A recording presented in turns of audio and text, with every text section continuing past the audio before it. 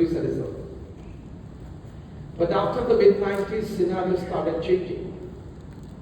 People could feel and see in the society that sometimes people with lesser resources, they performed and produced the results.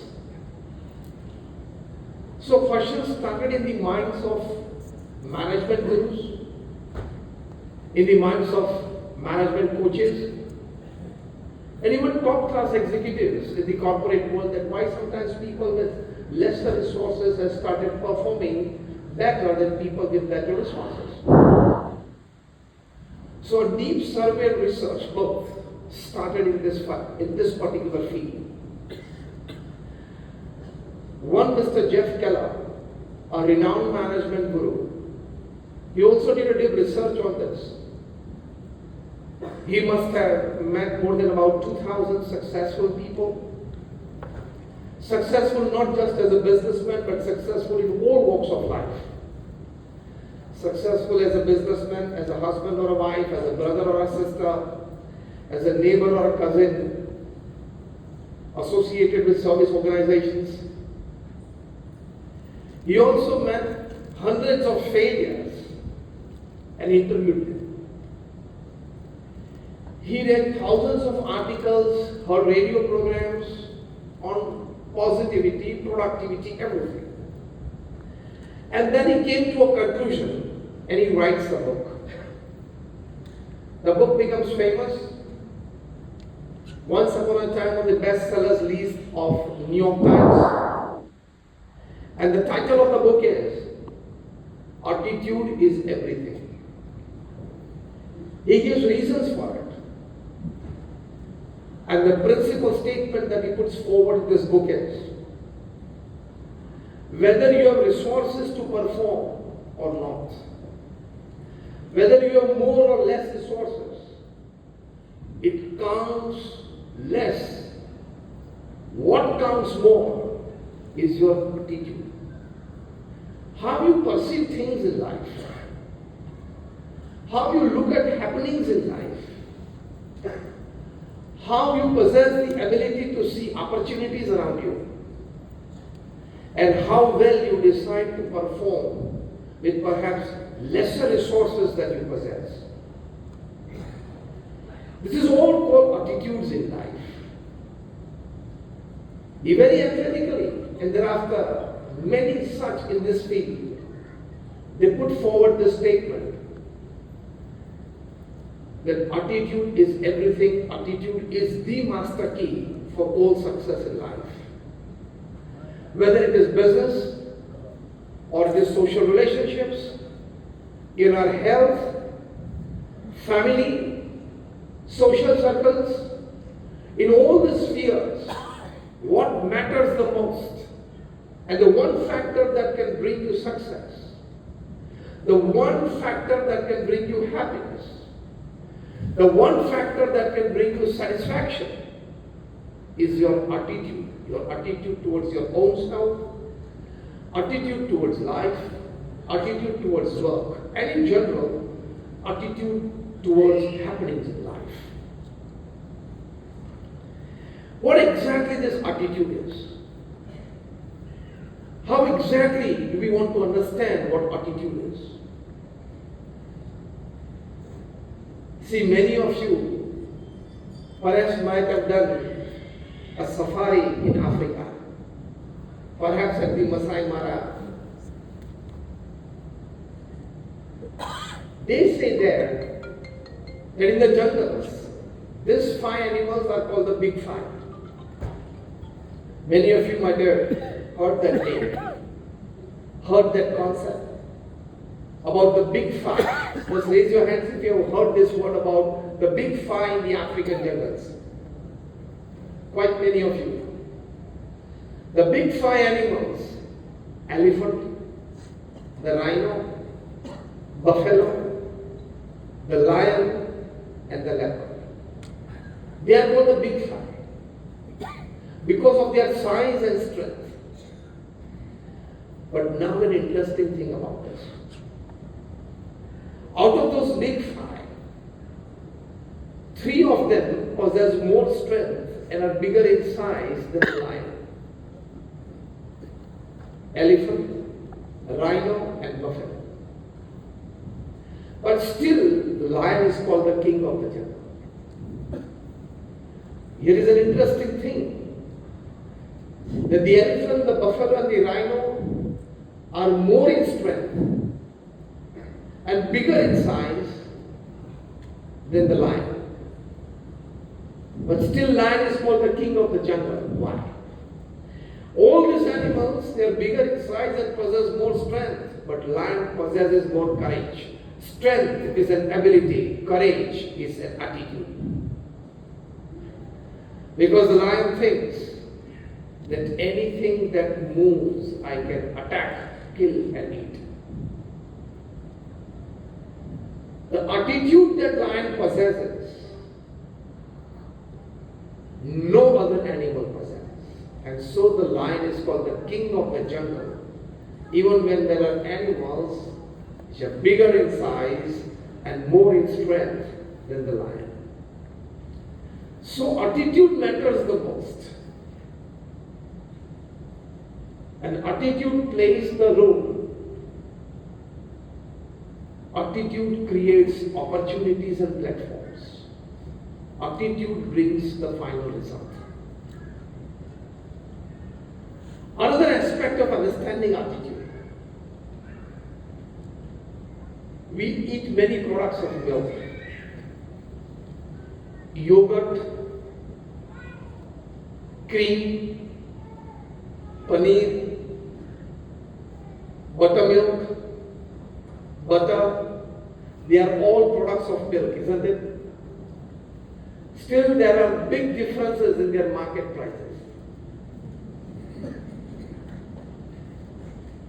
Big difference in their market prices. They are all products of milk, but there are big difference in their market prices. What does that teach us? That even when we have the same human body gifted to us by God, and the brains, the emotions, the limbs to work, still the value that we attach to ourselves decides our value in the hearts and minds of people. And that value is the value of attitude towards life. Out of this 8 billion population upon this earth, some extraordinarily come out and rise above the norm. They have the same apparatus that we have as human beings of this human body. But they made better use of the attitudes, the positive attitudes, the high attitudes, the pious attitudes of life to score, to rise, to reach that level. So attitude, we understood, we tried to understand by this particular 2 examples, the examples I gave about the big 5 in the African jungles, lion is the king because of the attitude. Though possessing lesser strength, and though possessing a smaller size than the other big 3. And the other is this, all are milk products, but their difference in the market price, in the same way we all have this human body, we all have the brains and the hearts and the limbs. Still somebody performs better, it is because of the attitude. Attitude plays a major role. See, talent, intelligence and looks are God-given. But your attitude should be thankful to God to maintain that. Attitude plays this role. That looks, intelligence and talents are God-given, you have to be thankful, the attitude of being thankful. Fame and power and money is society given. You have to keep the attitude of being grateful to maintain it. And ego is self-given. You have to keep the attitude of being careful to save yourself from it. See what and to what extent attitude plays the role in maintaining ourselves in the midst of talent, intelligence, looks, fame, power, money and ego. In all this, in the midst of this, our positive, high and pious attitude plays the most vital role in maintaining ourselves, carrying ourselves with all dignity, and being a part of community and society and humanity at large. So attitude is very important. Now let's talk practical. What is the first big attitude we all need to cultivate better? It is not that we don't have. I use the word we need to cultivate better. First important aspect talking practically is attitude of performing excellently at your workplace. How many of you agree? Raise your hands that we must definitely cultivate this attitude better. Raise your hands fully if you agree with this. All of you. The attitude of excellence at your workplace. We must always cultivate this attitude that whatever I do best.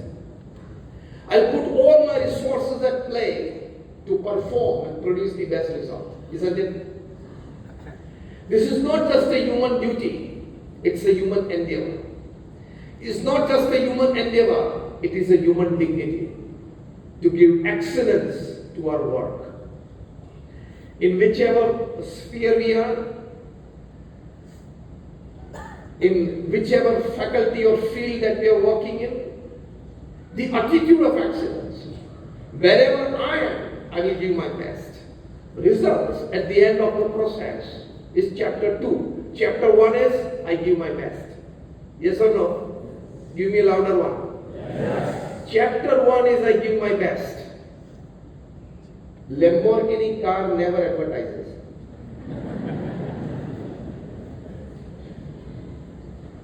You will never see a Lamborghini car advertisement on the billboard or conventional advertisements. Never TV commercials.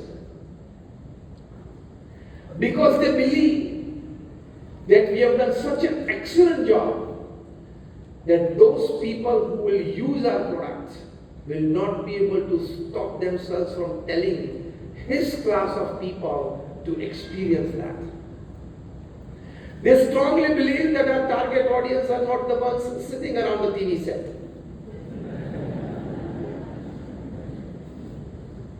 Excellence in work, excellence in your product gives you that confidence of justifying it. Excellence in your work, from procedures till the final product is out, gives you the confidence. That is where attitude plays the role.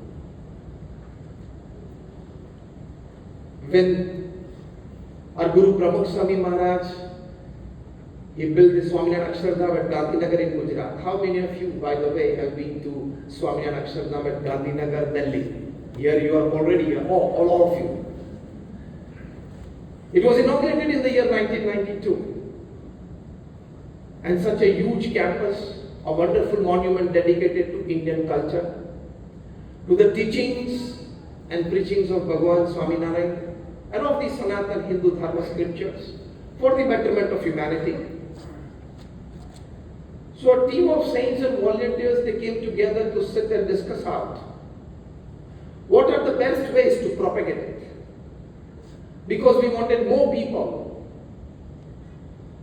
to better their lives visiting Akshardham, learning values. So many plans were devised, like putting on billboards, putting advertisements on the back of the city bus, even making name stickers for the children to put on the covers of their textbooks and homework books. Much was discussed. Everything was put up to Pramukh Swami Maharaj, that Swamiji, now that we have come up with this wonderful monument, and we want people to gain from it. So these are the ways that we can attract people. We can advertise Akshardham for more people to know about it and more people to come in. Pramukh Swami Maharaj very patiently listened to all the ideas. And he was happy with the efforts put in by the team. But in the conclusion, Pramukh Swami Maharaj said, let's see. We have created this Swaminarayan Akshardham with the sole purpose of bettering the lives of people. We have prayed to God and our volunteers the effort that they have put in selflessly. That whoever visits this Swaminarayan Akshardham gains that knowledge of the Sanatana Hindu Dharma, of the scriptures, Srimad Bhagavad Gita, Srimad Bhagavad, Ramayana, Mahabharata, and the Vachanamrita of Bhagavan Swaminarayan. And may they be inspired to live better lives. We have created this Swaminarayan Akshardham for this purpose. And we have put all this selfless effort into it, without the slightest thought in our minds and hearts ever of gaining something worldly from this creation. Telling all this, Pramukh Swami said, so I am confident that whoever will visit Swaminarayan Akshardham will not be able to stop himself or herself from talking about it to their relatives, to their friends, to their neighbors, to their colleagues at their workplace. And anything that goes out by word of mouth is the best going out, is the best advertisement for a product. Yes or no? And this is what really happened. So the first practical attitude that we need to learn is excellence in work. Always keep that attitude that whatever I do, even the smallest thing, to a huge project that I'm a part of, I'll put my best foot forward. I'll put all my resources at play.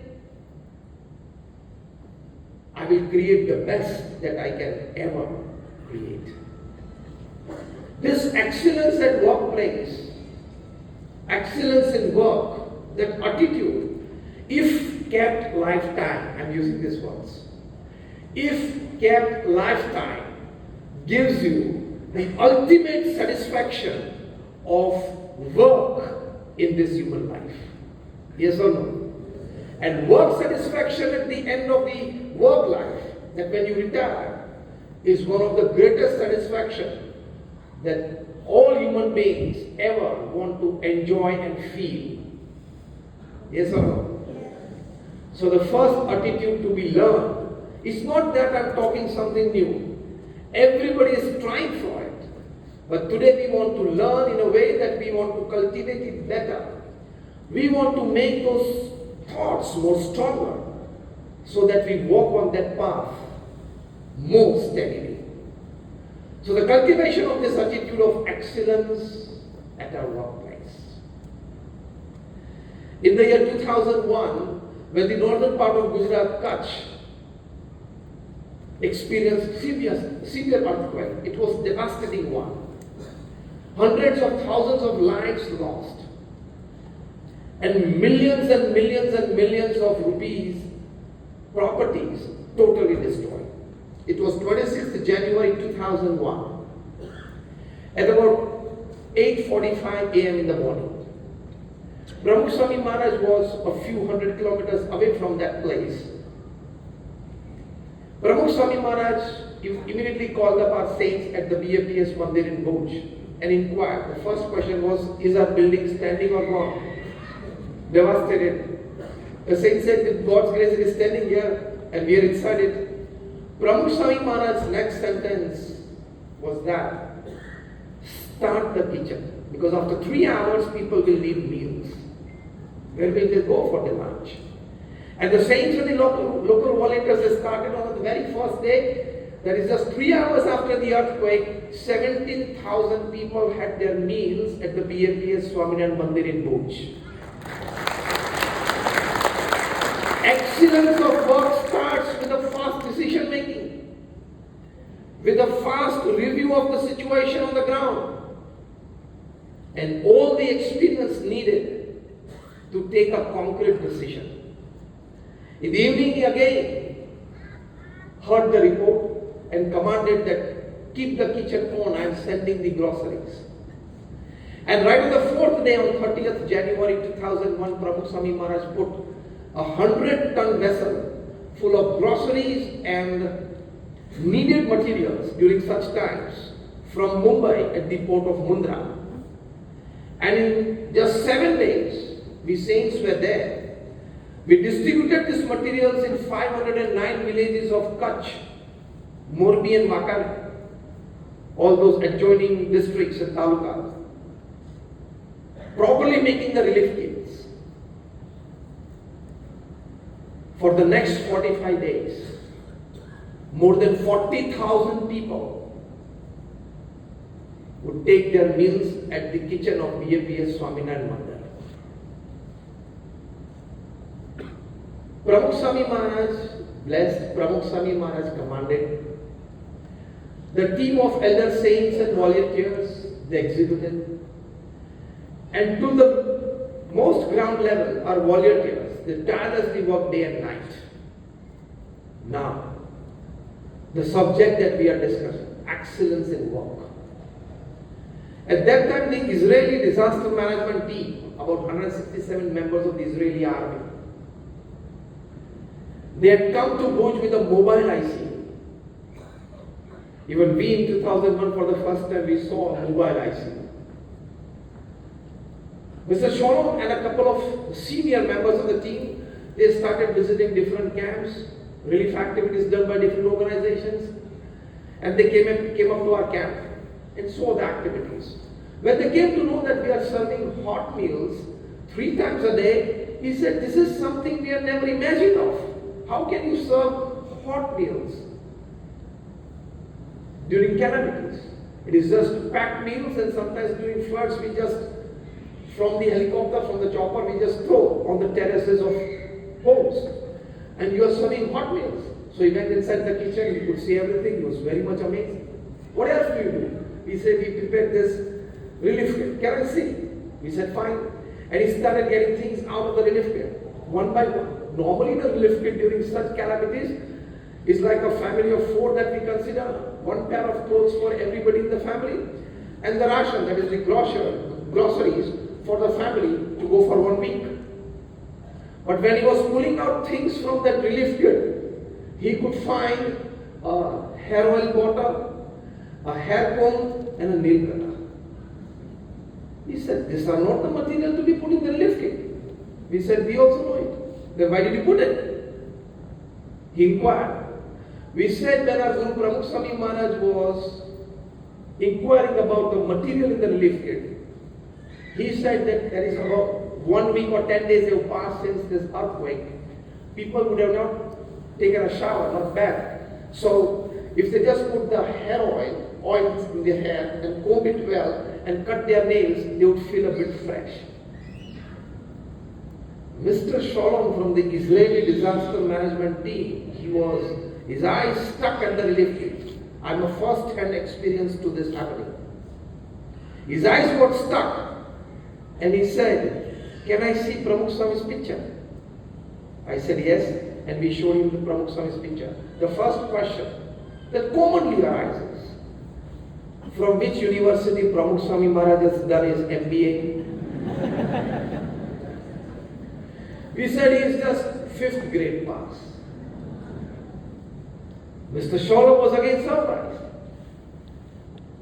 But he could figure out, and he told to his team that we at the Israeli disaster management team, we had many sessions and many brainstorming sessions of how we can do better, because since last 15, 17 years of its formation, they had worked in many countries, at least on 6, 7 occasions, to help the community during such times. And they were doing it selflessly. He told that in our brainstorming sessions, we never could discuss. No ideas cropped up. Doing practical is chapter 2, chapter 1, at least an idea in a brainstorm, a throw in the brainstorming session of can we serve hot meals? Can we think in this direction in the relief kits? Nobody cropped up this thing. Nobody came up with this idea. Why? because we are working from the heads, and Swamiji is working and trying to help from his heart. Here is where excellence comes into play. Putting your head and heart both into your work brings excellence, brings total benefit to all the parties, all the stakeholders in that project. And then the rehabilitation started. We adopted about 9 villages and constructed more than 1,500 homes to give it free to the original dwellers of those villages. At that time, one Mr. T. Chino, he was the chairman of the Asian Development Bank, ADB. They wanted to partner with the government of Gujarat to help rehabilitate people. So Mr. T. Chino met the then Chief Minister of Gujarat, Mr. Narendra Modi. And Modi ji guided them to one of the villages, the name of that village, Ukhadmora, that the government of Gujarat, in collaboration with the BAPS Swami Sanstha, they have reconstructed the whole village, about more than about 80 to 100 homes. And in a few days, they will be dedicating it to the dwellers, the original dwellers of that village. So the ADB chairman with his team of about 50 people came there at Ukhadmora. Again, I am a first-hand witness. I was guiding him through the entire village. The first thing Mr. T. Chino, the chairman of ADB, did, when he went inside one of the homes, he opened the window and banged the window 3-4 times, checking whether it comes out of its hinges or not. Second thing, he opened the tapes. He could find water in all the tapes, from the wash basin to the toilet to the bathroom. He was a bit impressed, that you could see on his face. While coming back from the house, coming out of the house, he again banged his shoe against the edge of the steps. Whether it breaks or gets a crack or not, he checked it. But it was quite a good construction. He turned around to us, the saints, and he said, "This is Japanese quality work." Then the second comment that he put was that very rarely you would find such quality construction work in a rehabilitation project. Perhaps I am seeing this for the first time in my life. This is called excellence in work. Whether you do the project which is a personal one, whether you do a project which is your company or organization's work, or whether you do work which is absolutely a selfless service to society, all three should be equal to you in your minds, and you should be able to put equal resources at play at the highest level from your side to get the results. This is called the attitude of excellence at work.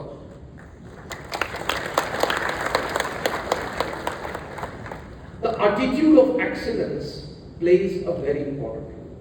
But what is the highest level of attitude of excellence at work? It is not just producing results. It is not just executing the project wonderfully. Just because you are academically qualified, you have a whole set of systems to work with you. Understanding, accepting the final outcome is also part of excellence at work. See, what we believe is that I should always be successful in the projects that I do. Belief is fine. But if the final outcome don't come our way,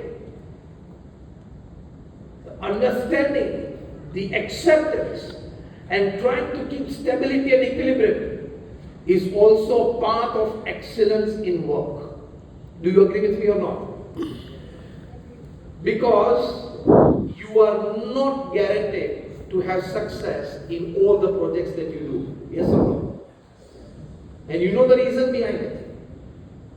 The reason is very simple, because God has not signed an MOU with you. God has not signed a memorandum of understanding with you that, oh my little boy, you are going up on this earth, I am sending you there, and all that you do will go goody goody. Life is like a sine wave. Ups and downs are part of life. So we all have enjoyed success, and all sitting here, we all have encountered failures or setbacks in life when it comes to work. Yes or no? Raise your hands if you say yes. Yes. And this is a yes by the 8 billion population upon this earth. Even the king of the jungle, the lion, does not always have a successful chase. You and me are part of the same system. Where does the superior excellence comes? When you have this state of understanding and acceptance. Shri Bhagavan Sri Krishna tells, Karmanya vadhikaraste ma phaleshu kadachana. He tells very clearly to Arjuna, and thus all of us, that your job is to perform your duty well. Results, Bhagavan Krishna says, I decide. Now sometimes this is difficult to accept. I'll prove you logically. I will ask you all 2 questions. And I challenge and guarantee that all of you will say a yes, nobody will be able to tell a no to me. Shall I start? Question 1.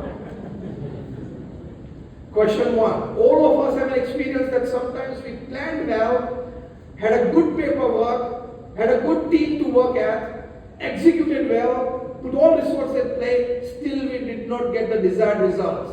Yes or no? Yes. Give me a louder one. Yes. Question 2.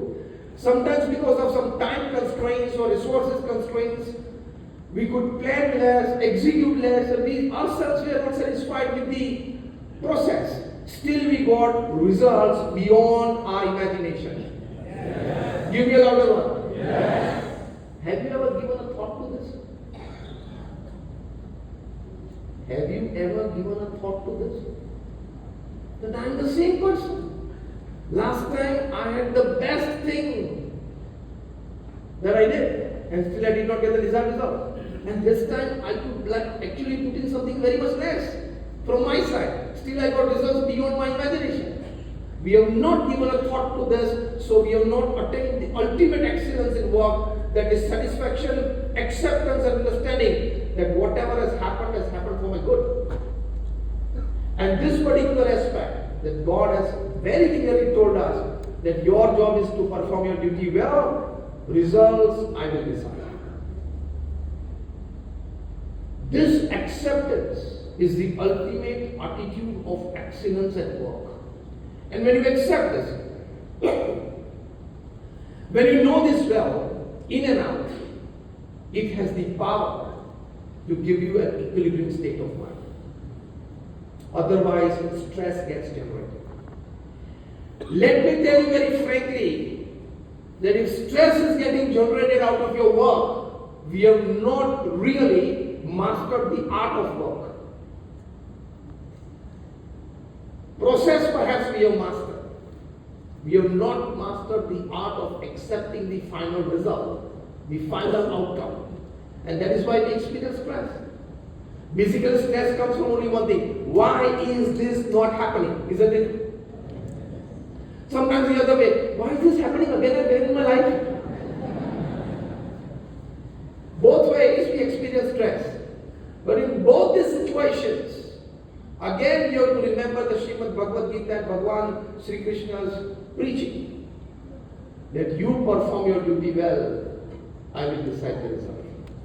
And make it very clear, he is not deciding the final outcome by the throw of dice. According to our past karmas, destiny and many other things he takes into consideration, many factors he takes into consideration, and then he produces the final result. I just exemplify it.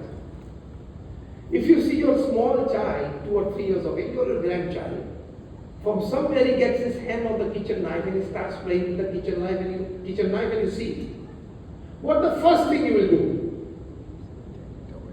Even if you are engaged in a conference or online somewhere or video conference or into your papers, an important file, but you see this, that my 2-year-old child or my 2-year-old grandchild, somehow he has got the knife in his hand and he is playing with it and he is trying to put that in his mouth.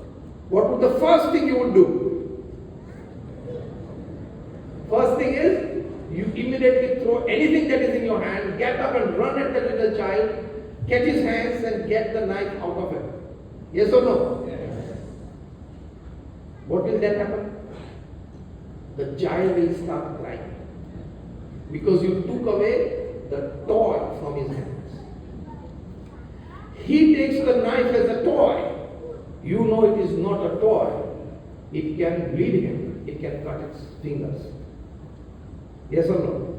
It can cut his fingers. Even if he cries, he screams, then even the third house can hear it. Will you give the knife back in the little boy's hand? You will try to divert his attention, isn't it? Or place another toy in his hand. You will never give the toy, the so-called toy, in his hand again.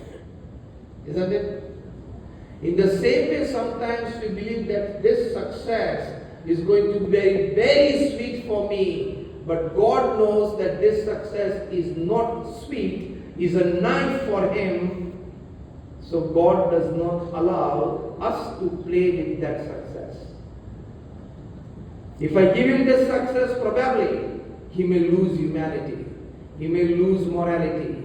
He may lose spirituality. He may lose certain good values of life. He may perhaps start developing certain bad, unwanted habits in life.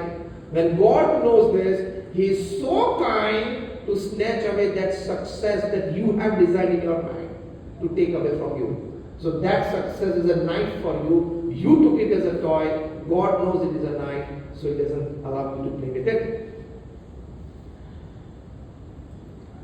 This is the attitude of ultimate excellence in your work, accepting the results as God's creation. So don't take it so shockingly, okay? I could see read from your faces. But oh my God, this means that many times what I have thought as a success, perhaps it won't be mine.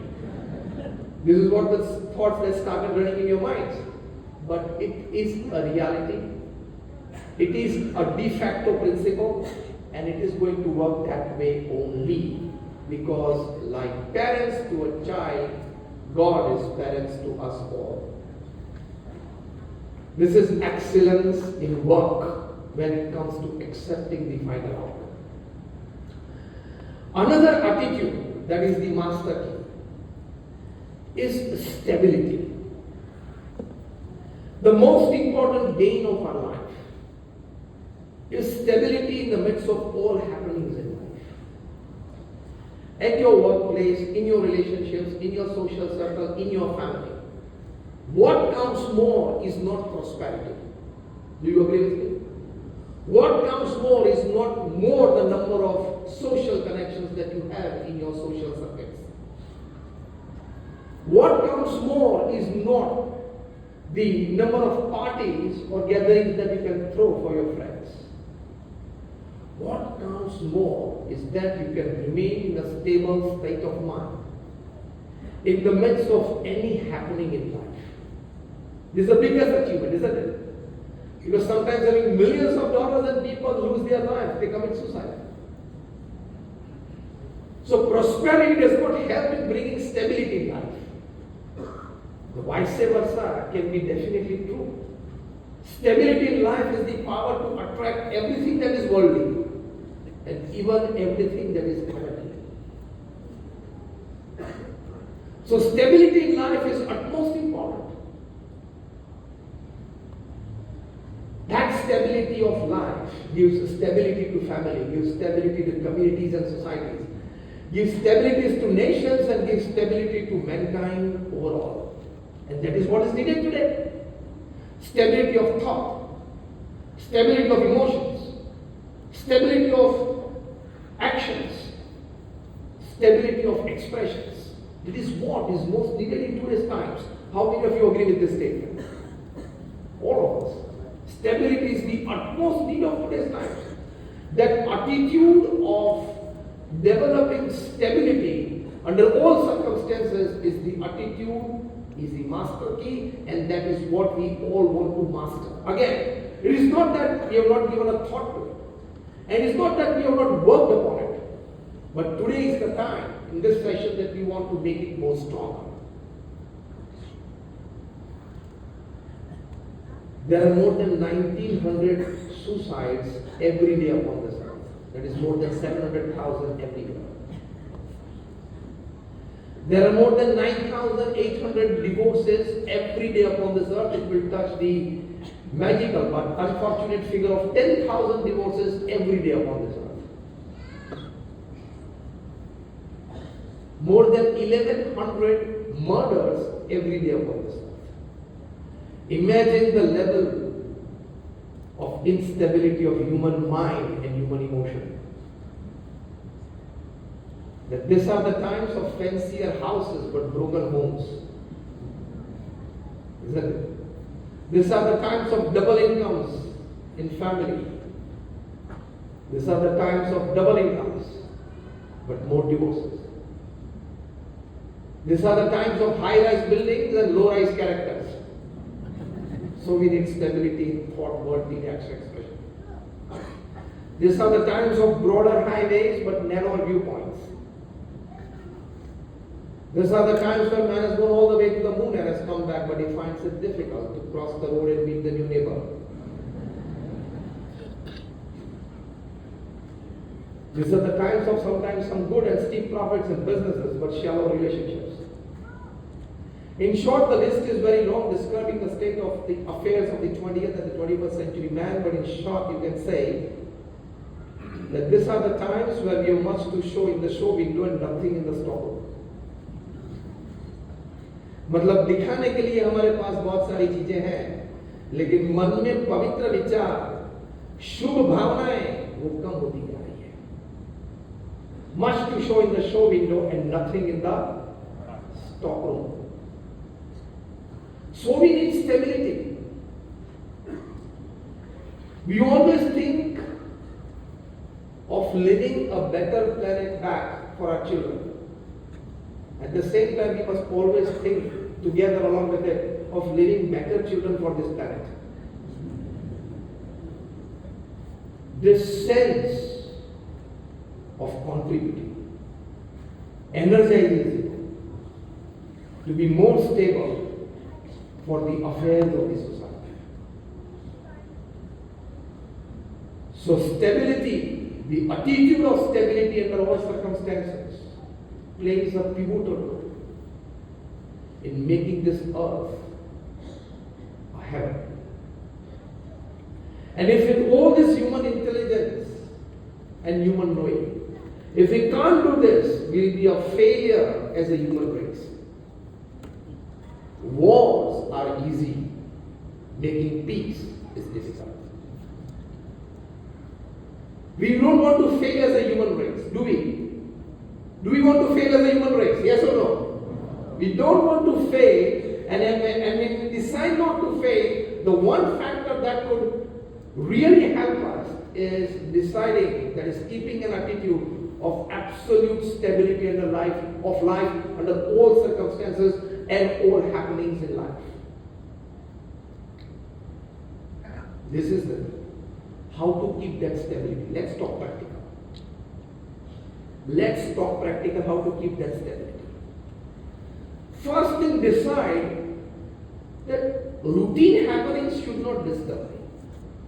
We go in the morning into our washroom or we go for a shower, and even if the pouch of our brush and toothpaste is misplaced, we start getting disturbed.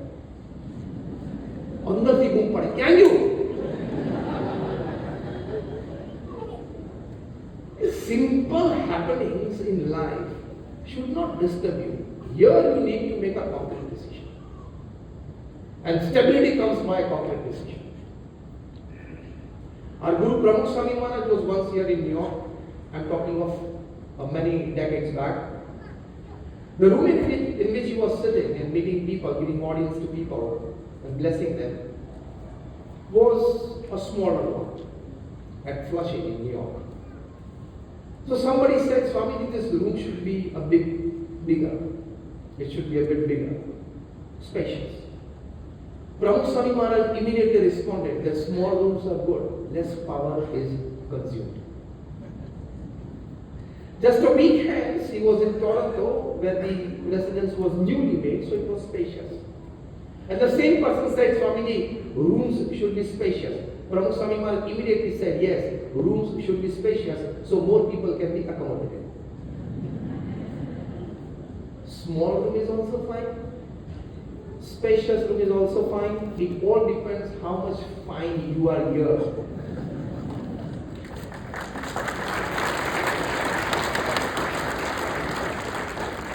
See, these are all routine happenings of life and it will happen 2, 3, 5, 10 times a day. Don't get disturbed by that. And you start getting disturbed by these routine happenings, you will never be able to get stability in the bigger happenings of life. And you will be a loser. And nobody wants to be a loser.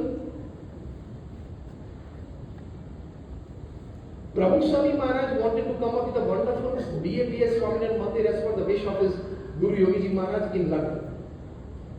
The traditional Hindu mandir, out of stone and marble and granite, that would last for more than 1,000 years.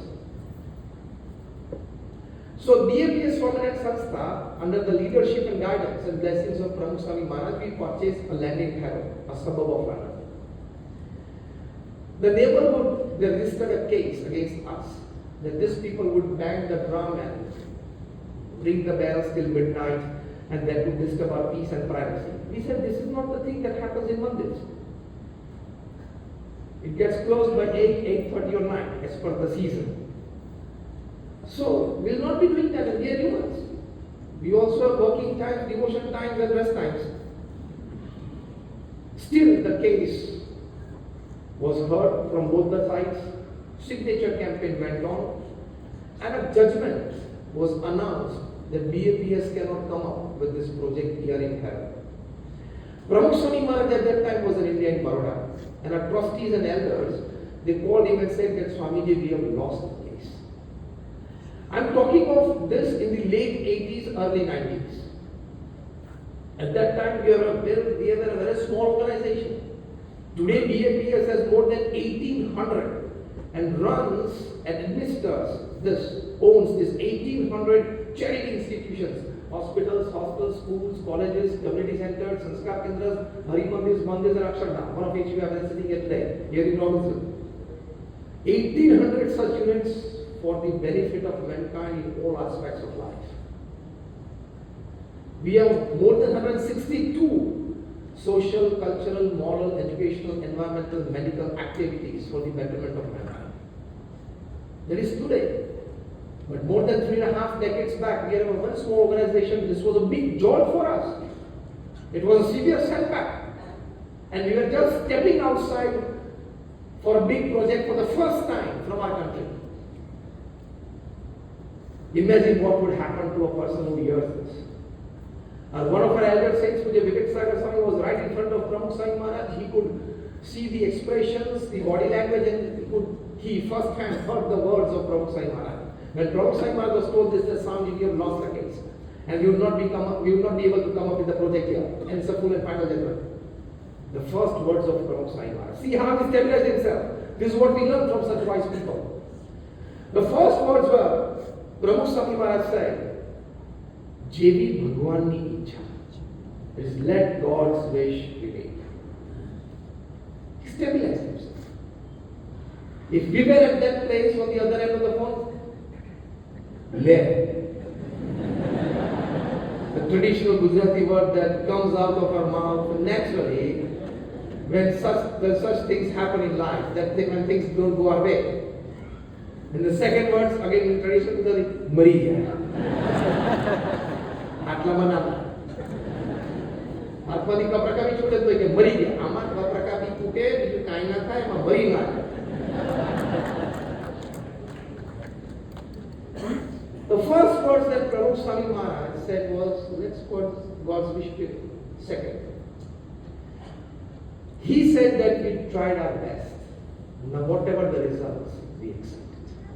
So this is how to stabilize yourself. Why did it happen? Why did it happen? Okay. It shouldn't have happened.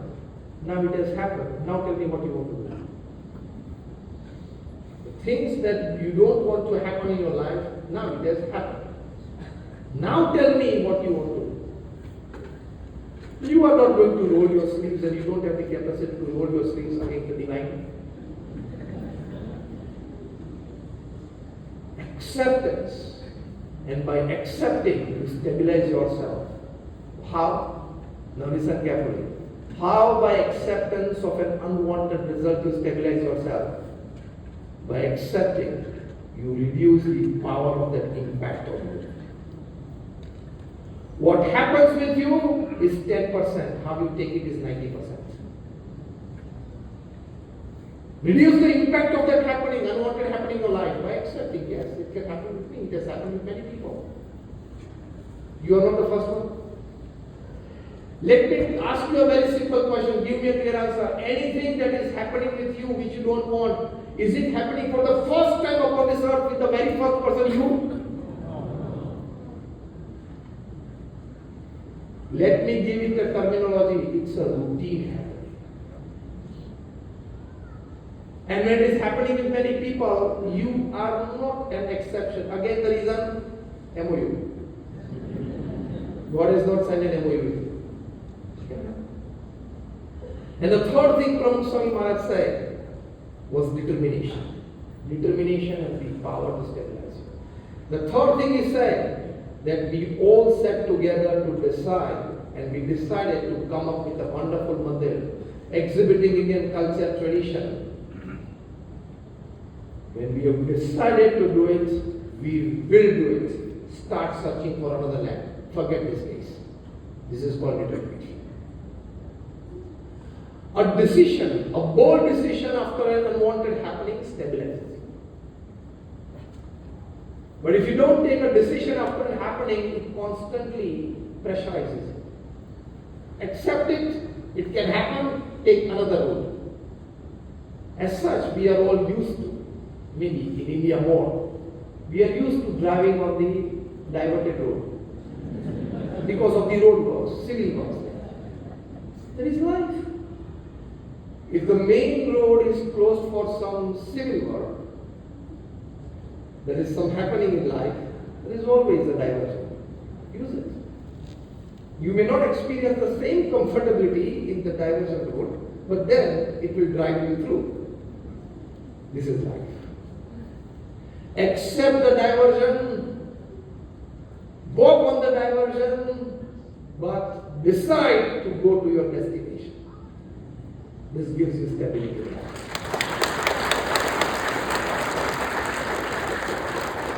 So second is this attitude of stability under any circumstances in my life. It should not disturb you. A person for about 1 hour insulted Prabhupada Swami Maharaj on face. It was out of some misunderstanding, out of some misinformation. And he was a highly placed political figure. He had no right to tell all these things to Prabhupada Swami Maharaj. And at that time Prabhupada Swami Maharaj was suffering from 102 degrees fever. Still Prabhupada Swami Maharaj constantly looked at him and heard everything. And when you're scolding somebody or telling something to somebody and that person patiently listens, you repeat it. Because you don't get the satisfaction of the impact. So that person repeated second and third time, and then he was like, this person is not going to get a right. After he stopped all his harsh words, Prabhupada Swami Maharaj just looked at the clock, at the wall clock. It was about 8:20 p.m. Prabhupada Swami looked at the attendant saint and said, it's time for dinner. Please arrange the dinner for him and let him have a good dinner. What a stability. Just 2 years hence, in 1988, when Prabhupada Swami Maharaj's 68th birthday celebrations were being celebrated there in Nairobi, Kenya, the same person, but for some reason or some happening, now he was a nobody. He was driven out of all the posts by the top political party of the country, maybe for reasons unknown to us. He was just a primary member like any other lakhs of people in that party. He came to know that Prabhupada Swami Maharaj's birthday celebrations and a few thousand people would come together, so he wanted to launch his fundraising campaign because he knew the Indian community would join him definitely. So he came to the assembly. Thousands of people were sitting in front of Pramukh Swami Maharaj with this sole objective that if Pramukh Swami Maharaj can announce my project, can appeal for fundraising, I could get some good funds for my project. And the project was noble, of his NGO, of his non-government organization. When Pramukh Swami Maharaj saw him, when Pramukh Swami Maharaj knew that he was coming, and Pramukh Swami Maharaj saw him, stood up from his place. Pramukh Swami Maharaj walked from the center to the side of the stage to welcome that person. Pramukh Swami Maharaj caught hold of his hand, introduced him to all the dignitaries of the dais. And when it was his wish, Pramukh Swami Maharaj in his blessings, in this main assembly, in his birthday celebrations, Pramukh Swami Maharaj announced his project and appealed on a personal level that whoever finds it feasible and comfortable should definitely come forward and join him. This is a noble work for the society. Imagine the power of stability in life. When you are stable under unwanted happenings and circumstances in life, you possess that power. That stability gives you that power to be in an equilibrium state of mind under all circumstances of life. Pramukh Swami Maharaj did not look at that person at that time. He did not look at the insults that person had showered just 2 years back for 1 hour when he was 102 degrees down with fever. Pramukh Swami remembered nothing of this. At that time, Pramukh Swami Maharaj could see and he saw only one thing, that he has come for a noble project for the society. He and his Pramukh Swami Maharaj looked at the project and the benefit that it is going to give to the society and no other background. What a powerful equilibrium state of mind. Isn't this a stability that we all want? This is a stability that we all desire, that under all circumstances we be in an equilibrium state of mind, that we don't connect the dots, we just look at what's benefiting the society, the community, people at large, humanity and the world, and just focus on that, forgetting even personal hurts from the same person. So the attitude of stability in life is the need of the hour. Needs to be cultivated, needs to be strengthened. Otherwise, if you don't cultivate this, we remember things for years in our life. That day, 9 years back, in a family occasion, my in-law's first cousin, he or she said these words in the midst of these 5 people. Today again that gathering is going to come together and I have a golden chance to repay. This is a normal human thinking. And let me tell you, a subhuman activity. This is what happens with people. They wait for this opportunity. Forget you paying back or not. But one thing has become evident from this, that since 9 years you are carrying this garbage in your mind. So we need the attitude of stability. Anything that starts disturbing you, the first thing is to solve it. If you can't solve it, forget it. Only 2 things that you can do with things that are disturbing you. Either solve it. And if you can't solve it, you can forget it. How much baggage you want to carry? And you know, a 32 GB phone, if you already have filled in 31 GB, it starts hanging. Your phone hangs. Same is with the human mind. It starts hanging. What does that mean when the human mind starts hanging? You start behaving improperly. You start expressing a bit inhuman, and which does not at all dignifies you as a personality and character. So what is sugar to a diabetic person is loads of such garbage and information to human mind. What is sugar to a diabetic patient? It is poison, isn't it? In the same way, carrying all this garbage in your mind is poison for you. So the attitude of stability. And the third and the last thing, the attitude of giving a touch and adding spirituality to your work, relationships and health. In the conscious state of mind that we are living, these three are the most important avenues of life. Yes or no? Work, relationships and health. If you are fine with these three, you are fine as a human being. You live your life. When you add the element of spirituality, when you give a touch of spirituality, you keep an attitude that I want to see all these things, leave all these three things from the spectrum of spirituality. That attitude gives you the ultimate happiness, which we call bliss in life. So Stephen Covey has written the 7 Habits of Highly Effective People. He met numerous successful people, numerous articles, XYZ on it. He's one of the most decorated management gurus and one of the most decorated books, 7 Habits of Highly Effective People, that many of you might have read. In the last habit, that is sharpen the sword, that is the 7th habit, sharpen the sword, in which he writes about spirituality. He says that these people had a habit of connecting with their Creator. So what does that mean? That all the good habits the successful people cultivated in their life, all the positive thought process these people developed in their minds,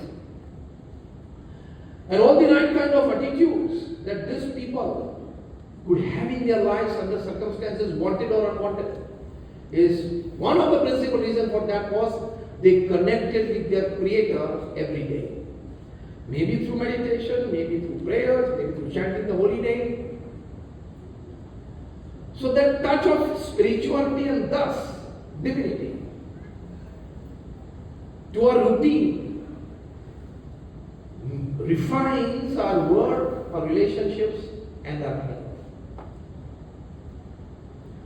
A leading businessman, Manubhai Madhwani of the Madhwani Group, which with huge businesses across Africa, across Asia, and even in some parts of Europe. He would quite often, when come to Pramukh Swami Maharaj, he was a well-wisher of the organization, seek blessings from Pramukh Swami Maharaj. He would always start with this, that Swami, too much tension, too much of stress at work, in business, because huge businesses across continents. And he was the chairperson of his empire. Every time Pramukh Swami Maharaj would tell him one thing, that Manubhai, whatever work we do and whatever amount of work we do, after putting all your resources at play, the basic understanding is that God is the all-doer. You take God as the all-doer, the final outcomes and final results are accept. We talked of this a bit at the start of the talk. Then you will be at peace with yourself. This is the touch of spirituality today lacking in hardcore professionals and business owners. Don't be by yourself. Make yourself fully assisted by the divine.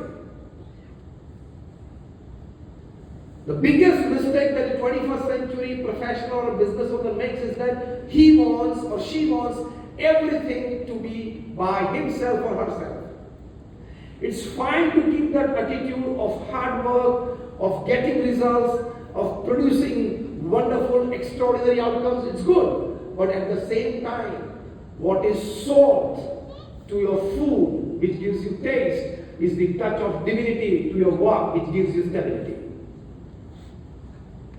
So the touch of spirituality. Many a times this conversation between Manubhai Madhwani and Pramukh Swami Maharaj, and years later in the year probably, I don't remember, but must be around 2008, 2009, when he came up to Pramukh Swami Maharaj for blessing, he said, Swamiji, I started practicing this thought. Very seriously from day one that you gave me this thought, you blessed me with this thought. And today now I have gained much stability because of this spiritual endeavor that I have undertaken, that I've started accepting things as they come. I try my best to come out of unwanted happenings. I try to enjoy the wanted happenings. But I try to live in an equilibrium state of mind, accepting that it's consolation. God is the all-doer. Pramukh Swami Maharaj at that time told Madhubhai Madhwani that this is the key. So this attitude of spiritual touch to our work, relationships and health is the key to be happy. Otherwise you have just 70 or 80 year game. And 1/3 of the day you sleep.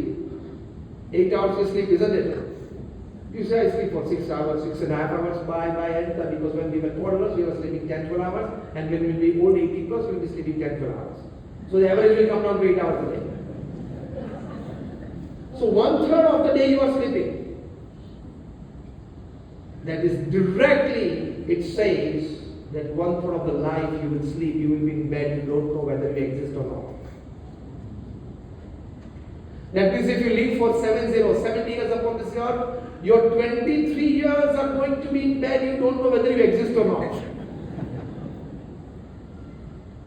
You are just 90 seconds of brushing your teeth. Good 40 days of your life goes in brushing your teeth. And now I'm not going to give you the time that you spend in front of the mirror. See, what I mean to say is, we have very less time upon this earth. Accept this reality. We have very, very less time upon this earth. In the midst of this, we all want to live a happy and satisfied life. Yes or no? If nothing else happens in our life or through us in this human life, minimum thing that should happen is we must be able to put our hand on our chest and tell ourselves, yes, I live my life. आटलू तो ओछा मुझे तो हुए नहीं, इतना तो minimum होना चाहिए कि नहीं, और कुछ हुआ ना हुआ. Satisfaction. Put your hand on the chest and yes, I lived my life. I had my life, I lived it. Yes or no? Minimum this much should happen. This can happen only by one aspect, and that is the touch of spirituality in your work, relationships and health. This is the essence of all the Sanatana Hindu scriptures and all the religious and spiritual texts that are present upon this earth. So a touch of spirituality even in your relationships. And you know the biggest touch of spirituality in your relationships? To basically believe in the fact that the person that I have started liking and loving is not necessarily made for me. Again, a jolt for you. I will fully endeavor to have the person whom I like and love to have with me lifetime. But if that person is not made for me, I'll accept it. Here comes the Sankhya part of spirituality.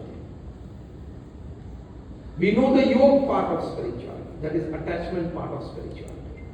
We must also learn and master the detachment part of spirituality, that is Sankhya. Attachment is important for results. Detachment is important for satisfaction and happiness. So the new term has been coined in the management circles and top class management gurus that teach in their seminars, and that terminology is detached attachment. It's a wonderful term. A wonderful theory to be understood. Detached attachment. Both are equally important. We learn both. The yoga part of spirituality and the Sankhya part of spirituality.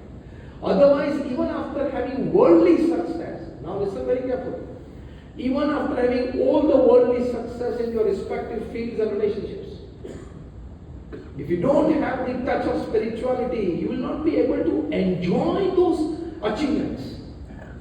One Mr. Dr. Neville Hacker met from Swami Maharaj in the year 1992. It was a physicians' conference in Ahmedabad. At that time, we had the inauguration of the Swami Maharaj at Gandhinagar. And we had the doctors and healthcare professionals conference. So we invited doctors from that conference as well. And about 30, 40 of them, about 5 or 10 of them who were speakers in that conference who had come from outside India, they also joined on our invitation. One of them was Dr. Gnanvatsaladas. When he met Pramukh Swami Maharaj, he posed a wonderful question. That Swamiji, I am a very successful physician in Sydney, Australia. And since 30 years I have been practicing. I have good relations with my community and the community respects me well. They love me well. Because I have taken care of at least one family member of each and every family of my community. Because since 30 years he was there. But Swamiji, I have a question. The answer of which I am trying to find, but I am unable to get. The Pramukh Swami Maharaj said what? That sometimes I fail an ordinary patient. And sometimes I successfully treat even the most complex case. This happens with all the doctors. I don't get the answer for this. Why I am the same doctor, same knowledge, same experience. Why sometimes I successfully treat a complex case and why sometimes I fail an ordinary looking case. Pramukh Swami Maharaj, out of all his spiritual wisdom, immediately blessed him. Pramukh Swami Maharaj said that if that patient's life, listen carefully, if that patient's life is supposed to end, because that is the only time that God and nature is given to him, even an ordinary illness treated by the best doctor would fail because his time is over. And sometimes if the patient still has time granted by destiny, nature and God, and even if it is a complex case, even an ordinary treatment would work upon him and he will be right in front of you after 10 years. Dr. Gnanvatsaladas just could not stop looking at Pramukh Swami Maharaj's eyes and his facial expressions. He just wanted these four words to go deep into him. And finally bowed down and said, Swamiji, today I have found the answer which I was seeking since more than 10 years. So, as I put it before narrating this happening, even successful professional career or a successful business life won't allow you to enjoy the full fruits of your achievement if you don't have a spiritual touch to it.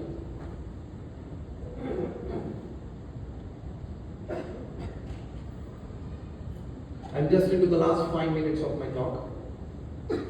So we need spirituality to enjoy fully the fruits of our even our worldly achievements.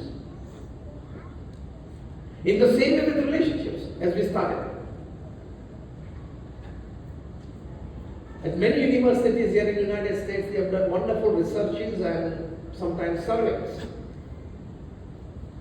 One of the surveys at a university here in the United States, probably at the University of Miami, what advantage a believer has over a non-believer. See, everybody has the right to live their life and their thought process. No issue with that. But the basic survey was that what advantage a believer has over a non-believer, and practical advantage. After a detailed survey, they came out with a conclusion that, 3 conclusions. First, they write that we found that believers had better levels of tolerance and acceptance in similar situations than non-believers. Isn't this a big advantage when it comes to relationships? Tolerance and acceptance? Yes or no? So if after this seminar, when you go back home and your better half gives you a wonderful surprise of new curtains, that is a changed decoration, and shows to you, your response should be,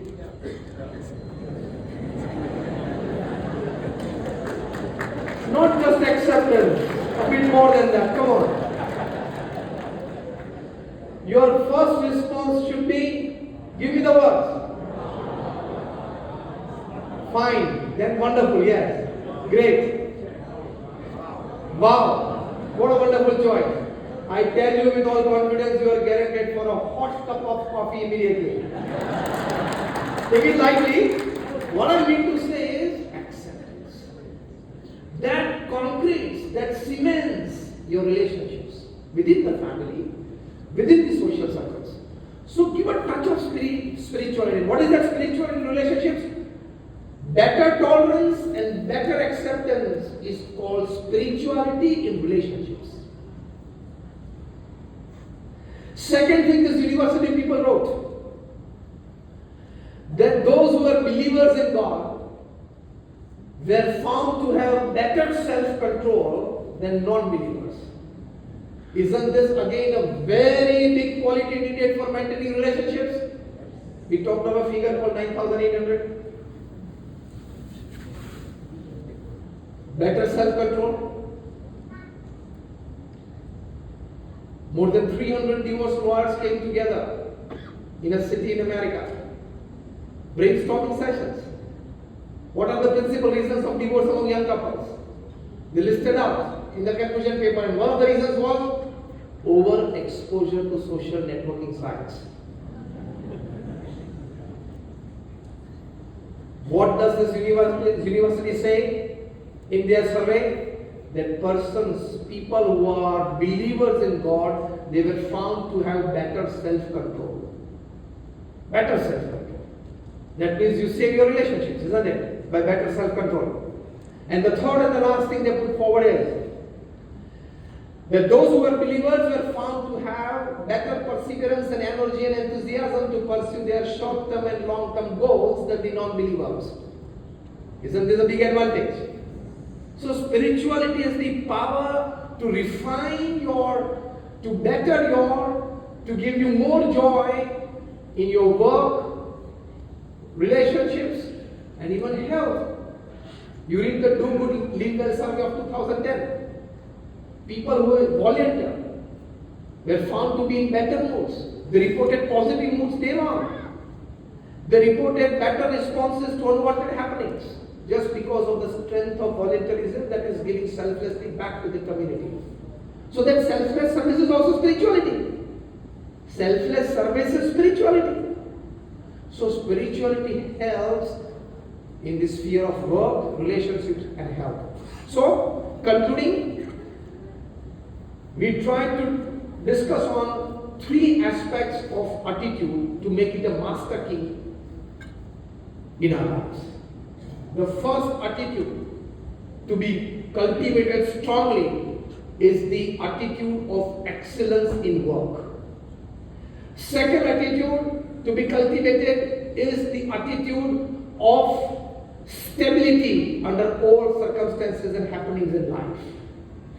And the third attitude is giving a spiritual touch, adding spirituality to our work, relationships, and health so we enjoy them better.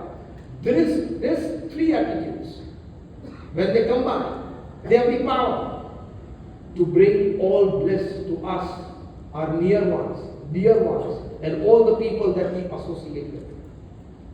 So this makes attitude the master key. So again, going back to that one point.